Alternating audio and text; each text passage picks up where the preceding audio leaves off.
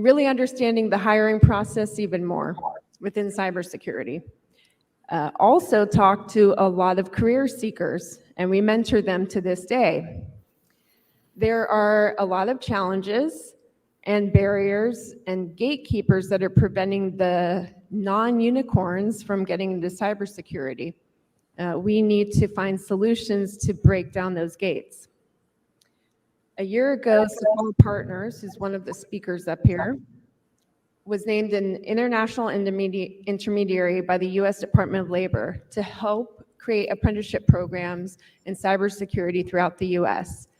Cyber Future Foundation has been advising and serving as a subject matter expert, and all of us on the CFF team are hiring managers or were ourselves within the industry. So with that being said, I'd like to turn this over to DOL Partners Jessica, who will introduce the speakers and kick off the discussion.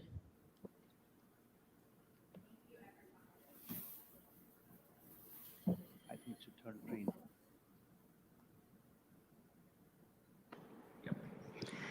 Thank you, everyone. My name is Jessica Vendania, and I'm with DOL Partners, and I have the pleasure of introducing you to key members of our team, as well as the US DOL Office of Apprenticeship. Online here, we have Michael Qualter. He is the Deputy Administrator of the US DOL Office of Apprenticeship. He is in our nation's capital today. And we have Mukta Pandit, who's the president and founder of DOL Partners, and she is joining us from our headquarters in Houston. And last but not least, I'd like to introduce you to Katie Adams, who's a senior director at DOL Partners, and she is heading up this workforce strategy. And what I'd like to do is get us started with everyone explaining a little more about your role in apprenticeship, and then we'll get into a more robust discussion after that. So Michael, if you could kick us off. Hey folks, and thanks Jessica. Thank you to the CFF for the invitation and the opportunity to have a conversation today. We are extremely excited at the U.S. Department of Labor about the efforts that we're working on in the areas of cybersecurity, particularly as it relates to workforce development and the use of registered apprenticeship, which I'll talk a little bit more about. But again, as Jessica said, my name is Michael Qualter. I'm the Deputy Administrator with the U.S. Department of Labor's Office of Apprenticeship. And we are extremely excited about the opportunities to take this model of apprenticeship and apply it to industries where the development of occupations and skills is necessary. And particularly, I think in cybersecurity and IT more broadly, they need to be able to be adaptable, to have an adaptable workforce, to be able to train and skill in an agile, skill up in an agile way. Those are things that we're extremely interested in, and I'm betting that the audience here today is very interested in that topic as well, as filling jobs that are in demand is a priority, particularly as we come out of the pandemic and hiring restarts. So I will stop there and hand it over back to Jessica and I guess Mukta and others who will introduce themselves as well. Thank you so much, Michael. Mukta, would you like to go next?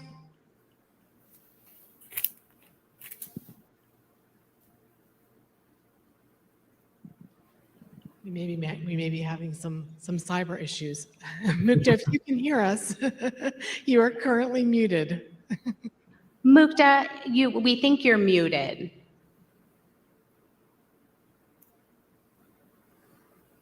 Well, Katie, would you like to take it next?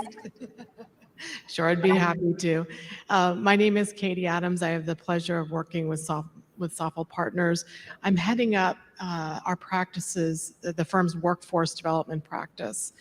And I've been working in the workforce development and apprenticeship space for going on about 15 years now, and have been really excited to see the federal push recognition. Really, it started about maybe 15-ish years ago for the federal push to equip, empower, and encourage employers to take a more proactive role in developing their workforces, not merely being consumers of the end product of that secondary and post-secondary educational conveyor belt, but actually getting engaged at earlier stages, because as we're going to talk about a little bit later in this presentation, we're really at a pivotal point in terms of our overall workforce development, and several forces are sort of coming together at this really pivotal time. So it's been a pleasure to work with the Department of Labor and specifically the Office of Apprenticeship in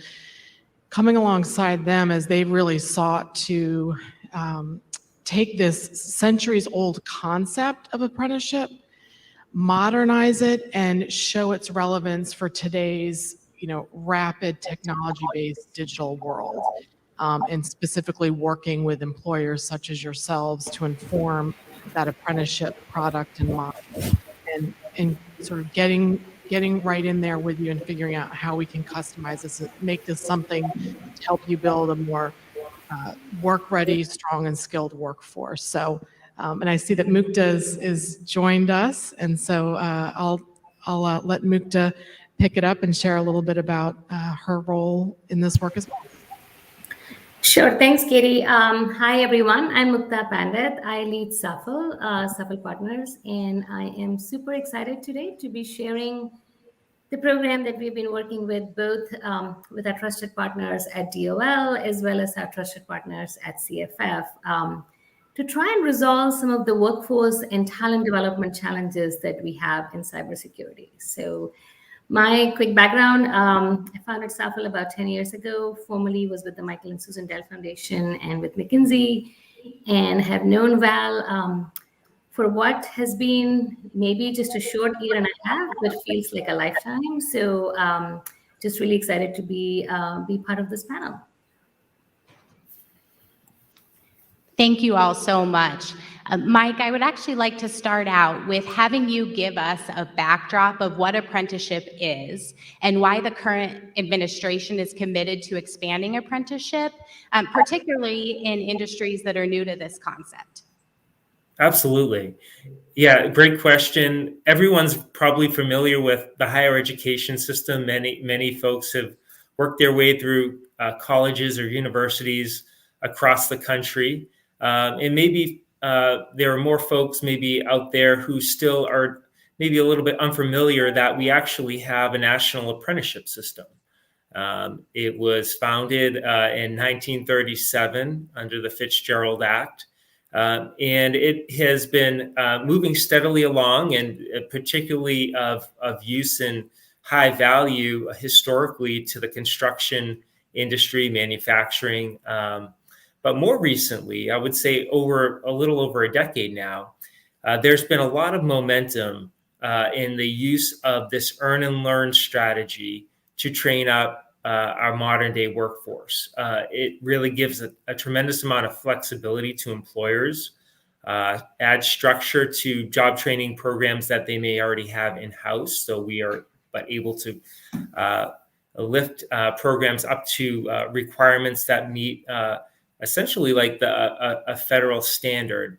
All of this is driven by industry. It's an industry-driven model where we engage employers, unions, industry associations to discuss the occupations where they want to grow their workforce and create opportunities for advancement for their current workforce, but also as an onboarding strategy for new workers that they may be bringing on board. Some who may have less preparation kind of coming into things. They may be a pipeline of workforce that folks are looking at that may not have the 4-year degree yet. But maybe there are occupations that only require 2 to 4 years, for example, or in some cases, a 1-year program. We do set ourselves apart from other work-based training in that typically an apprenticeship is at least a year long. It is, again, recognized. These are recognized programs by the U.S. Department of Labor or state apprenticeship agency. And, we are just seeing that employers are really gravitating to this concept of apprenticeship because they want to be able to adapt a workforce quickly, and an apprenticeship lends itself very well to that. In the midst of COVID-19, we've had this seismic change. I think it just kind of workforce generally, and some of the challenges we've seen. It's really been interesting. We've been able to take the model of apprenticeship and adapt it to a virtual modality. And this has been, and just like universities and colleges have had to do that all across the country, apprenticeship was able to do that well, in large part due to technology and our ability to do remote learning and even on-the-job mentorship remotely. And so we have some new best practices that have even emerged in the last couple of years, kind of a forced innovation, but we know that there are 500,000 jobs right now available in cybersecurity, and that we know is a real opportunity. And we want to be able to capture individuals who are looking for work and give them the opportunity to on-ramp into these, really, I think, high skilled type of jobs that really offer a career pathway. And I know the industry is selling young people on this opportunity, or mid-career folks are making a switch to IT or cyber more generally, more specifically. But I would just say overall that we are deeply committed to building and expanding a workforce in cybersecurity, which cultivates the talents and reflects the diversity and strengths of America's communities. So in all of those places that all of the employers here represented operate. So we are, I'll say this a couple of times probably today, but we are available as well as SAFL, who are our partners in working specifically with this industry to really open up a dialogue and encourage more employers to consider apprenticeship when they're thinking about their workforce development needs and opportunities. Thank you so much, Michael, for providing that national perspective. Mukta, in light of that, can you tell us a little bit more about the work that SAFL Partners and CFF has done to help employers implement this in a really practical way at their level to meet their needs? Sure. So what I would like to say is we've been having conversations in cybersecurity, as several of you in the room know, about the challenges in workforce and what we can do to solve them. So I would say this is a very practical solution and model that we are very excited to be sharing with cybersecurity. SAFL essentially is funded by the Department of Labor to be the national intermediary. We are the main intermediary for cybersecurity to really expand the apprenticeship model within cybersecurity and tech. And what that does is, so oftentimes we get questions on, folks trying to sort of place what role we play. And it's not so much like and they'll ask us, hey, are you essentially helping us find talent? Are you essentially helping us connect to be able to provide training? And really, like, our role is really one of technical assistance to the employer to really help them set up the model or join our existing program to make this as easy as possible for them to have a very structured approach for developing their talent.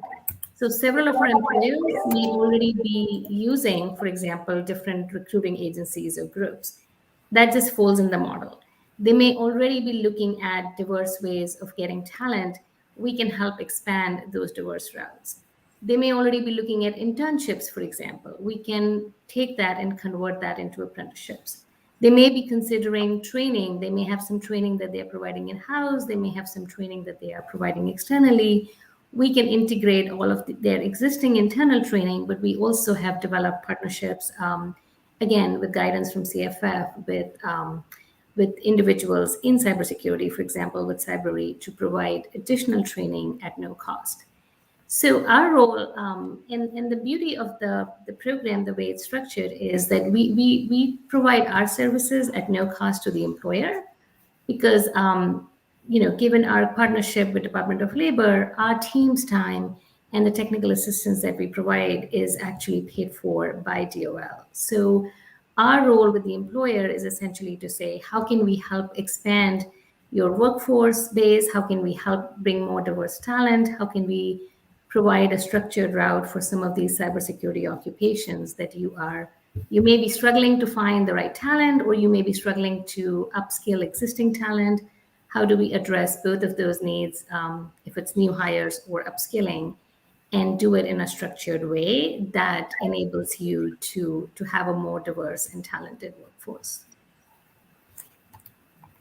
Thank you so much, Mukta. And you mentioned diversity.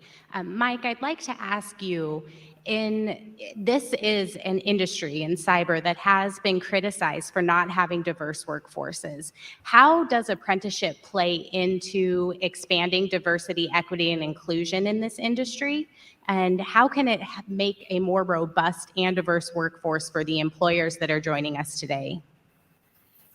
Yeah, that's a great question. And diversity, equity, inclusion, accessibility are, front and center right now in terms of, the partnerships that we're trying to create across the country have that as very much a focal point. We want to make sure that the economic recovery is an inclusive recovery. And we believe registered apprenticeship is proven to be an important way for individuals to on-ramp into new jobs, new careers. And we are using a lot of different levers, I would say, at the federal level. Of course, the president has had some very strong executive orders, pointing out the need to do more around DEIA, and specifically the U.S. Department of Labor and Secretary Walsh have just made a number of important messages and set a high bar, I think, for all of us, including those of us at the Office of Apprenticeship and Intermediaries like SAFL, as we are working with employers to make sure that we are providing the best practices out there in industry-specific practices that can be useful as well.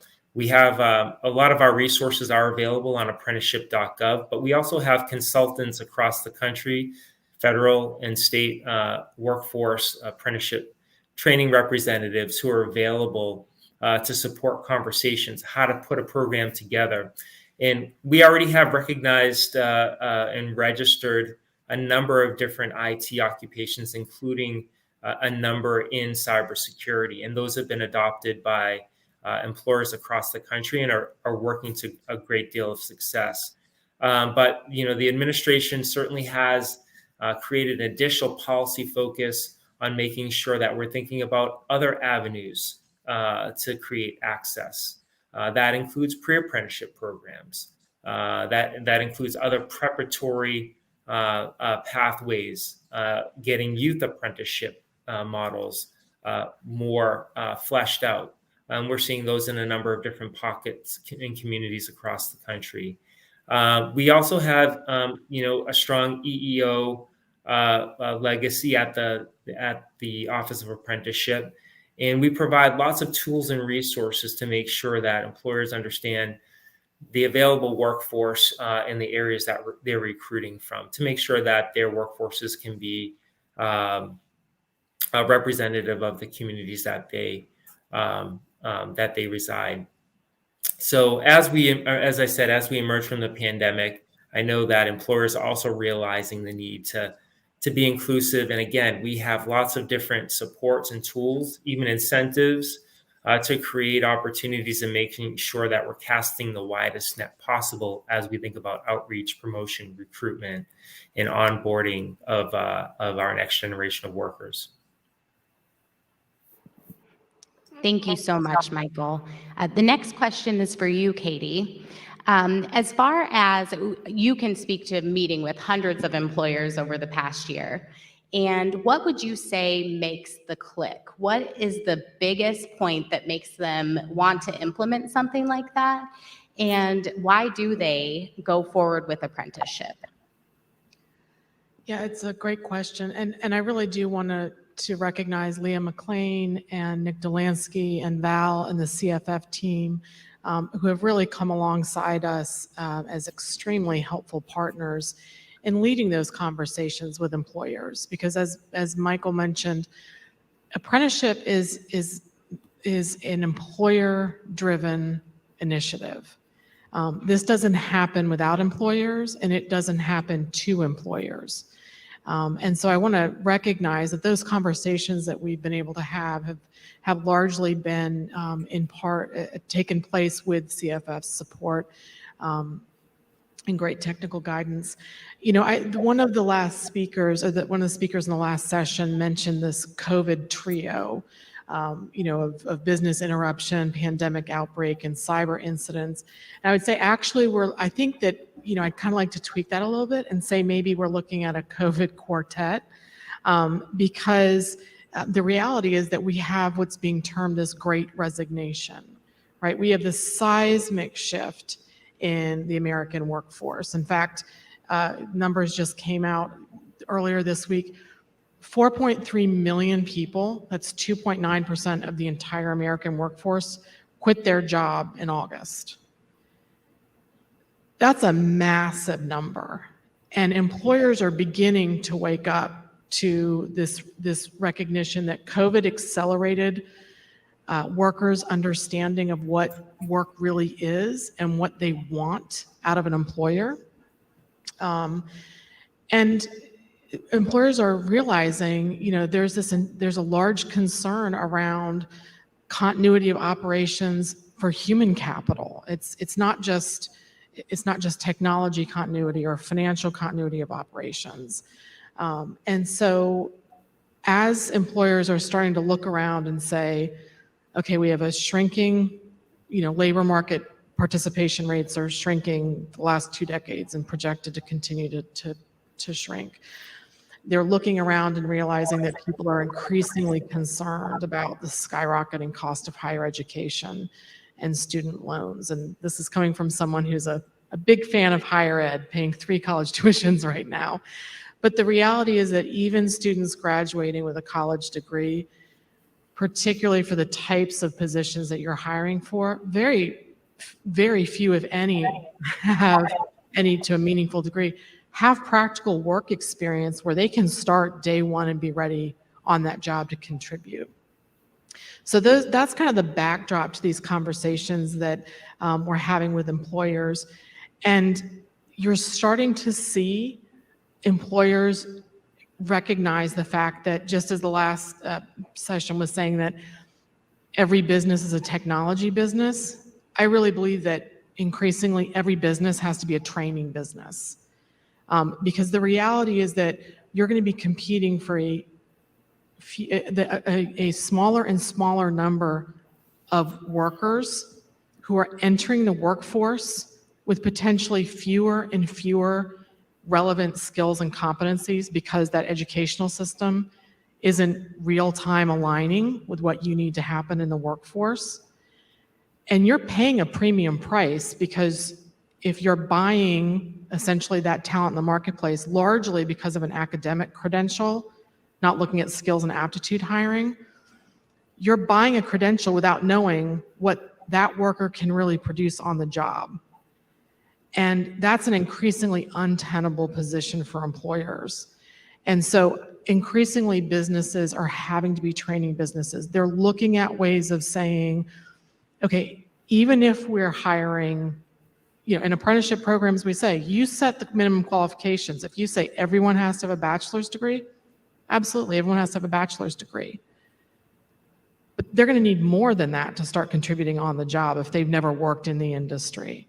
And so what's your plan? And so I think your question, that's sort of the backdrop of why there's this increasingly uncomfortable realization by employers that this assumption, this post-World War II assumption that labor is plentiful and cheap and education will just give us the product we need, that's breaking down rapidly. And so what apprenticeship does is it puts a very practical tool in the hands of the employers to say, what do you need your workers to do? Let's come up with a plan to get them there. And let's come up with a plan that is the gold standard of plans and provides for a method of knowledge transfer from your existing workers to your newer workers that aligns with industry credentials and certifications, that allows for embedding of academic credentials. And apprenticeship does all of that and is driven by the employer. So when they're seeing, and by the way, the federal government, like Mike points out, has resources in place, whether it's SOFL partners, some of our other partners in the federal, state, and local government.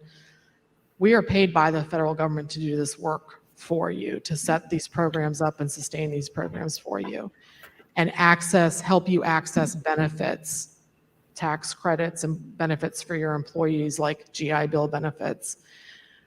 It's starting to move the needle. They're starting to realize we can't just have a one-off internship program or occasionally look at doing some in-house training courses when a new platform comes up or a new whatever it is.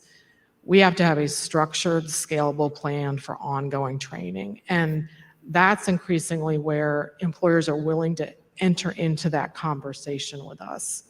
And I don't know, Mukta, if that might be something you would want to pick up on in terms of where you see the benefit for employers to be having these conversations, to be looking at the work that's coming out of the administration to support apprenticeship. Sure. So we practice what we preach. So SAFL actually adopted an apprenticeship program for ourselves as well. And as an employer, if I put my employer hat on, honestly, the pieces that I get really excited about is it's a very thoughtful, structured approach, right? So you sort of think about what competencies you need, what you're requiring is minimum, what you're going to provide in-house training, how you will supplement it with external training, what's the path look like for that person to start as an apprentice and then sort of graduate as a professional. The other thing I like about it is it has nothing to do with the employment status, right? So you can have an individual as an apprentice, whether or not they are a full-time employee or they are a part-time employee. Like it doesn't intersect or interfere in any way in terms of your employment status. It is highly flexible. So there are very few of course it's a structured and thoughtful program, but it's very, very flexible in terms of being able to be customized for each employer. It works as a great marketing point for your employees because it basically shows that you are willing to invest in their training and development. It also shows your commitment to attracting a diverse workforce. It opens up benefits. So for example, we were having this conversation with one of the leading financial services in the country. And we realized that, they're already trying to hire, diverse talent. They already have a very extensive training and development program. So they had all of the components of apprenticeship. It was just not a registered apprenticeship program. And one of the points that we got them excited is that just by structuring it as a formal program, you get access to benefits. Like Katie, you alluded to GI Bill benefits. There are a lot of veterans who are particularly well suited for cybersecurity given their security clearance.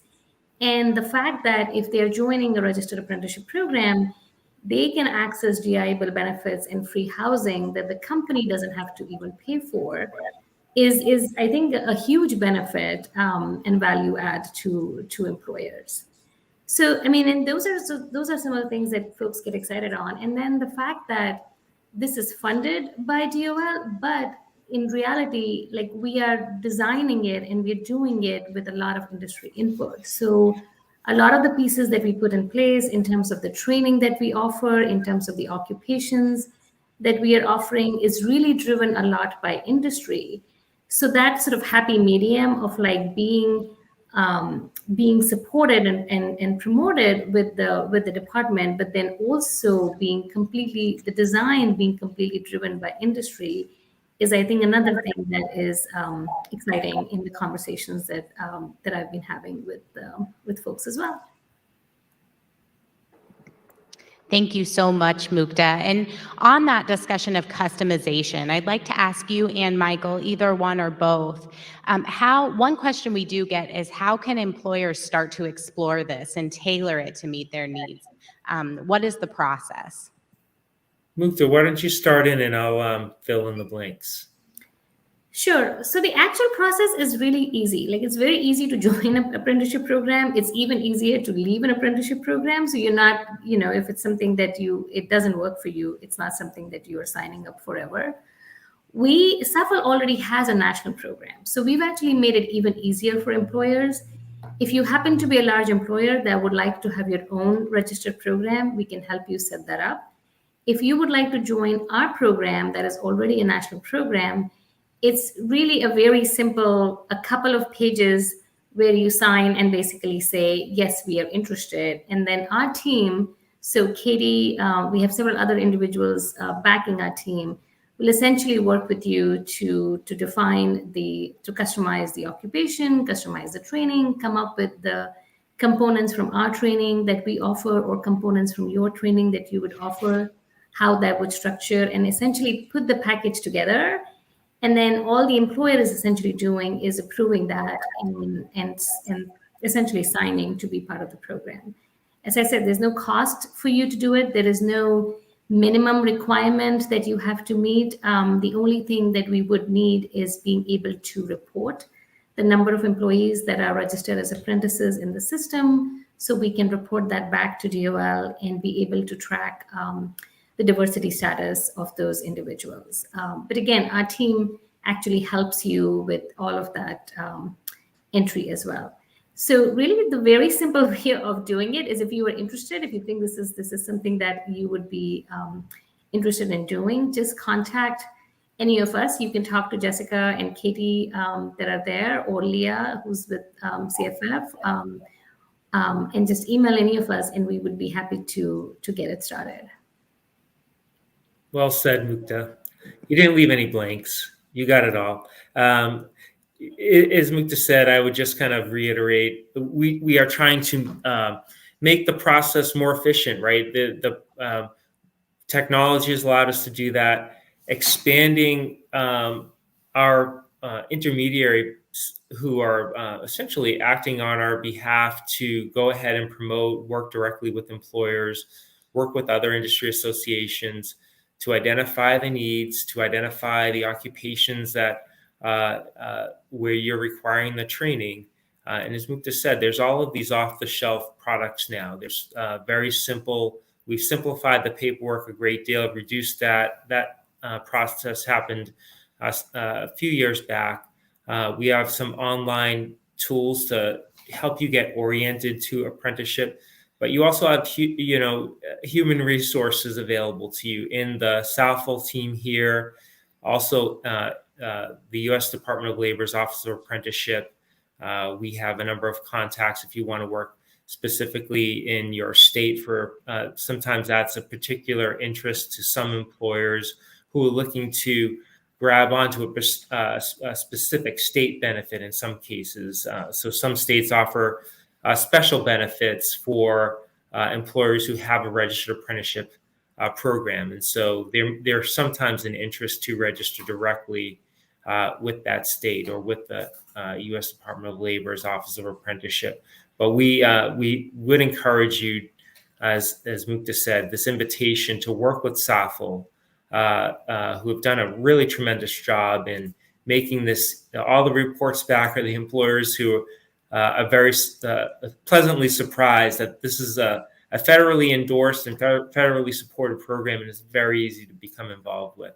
And you get that good housekeeping seal of approval from the U.S. Department of Labor. Apprentices graduate with a national industry recognized credential, and that is a good recruitment tool to be able to say you're entering a program of training that is federally recognized, and that carries some weight. And we found that we've had a number of apprentices provide their testimonials, and if it helps to speak to employers who are doing it, SAFL included or beyond SAFL, we can make those arrangements to see a little bit more peer-to-peer what that looks like in operation. So I'll stop there, but we are dedicated to making this easy for you, and would love to see the adoption of apprenticeship expand in cybersecurity. Thank you so much, Michael, and thank you all for joining us today, and thank you to our panel of speakers. And Val, Leah, all of CFF, your partnership has been absolutely invaluable in this effort. So thank you for that and for putting on this event. And we won't keep you all from dinner, but we sure appreciate you joining us tonight. Thank you.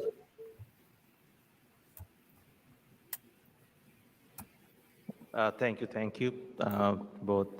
This is a great fitting into the day one and kicking off the summit with starting off with the whole landscape that Brandon kicked us off with from the CISA lens, and then walking through the energy infrastructure issues, and we landed up with where we probably need the most help. All of us here, at least in this room, and those joining us, couldn't ask for more help than getting the talent pipeline figured out. Well, we wanted to thank you all for coming, and those join online for us to kind of kick off this day. We have kept this evening open for you so that you can at least check in the hotel, no rush and all that. But tomorrow we start early and have a pretty long day with I think about 13 or 14 sessions. Pretty much back to back, and then we will go to the Cyber Futurist Award dinner tomorrow night. And I hope you get the evening to relax and check into hotels, or get a walk across this amazing river walk that's out there, and explore this area. This is so beautiful and fantastic weather outside. So thank you again for sticking around, and we'll see you bright and early tomorrow. We assemble at 8 o'clock. 8:15 is when we start. From 8:30 onwards, we go full on. So thank you again. Have a good night.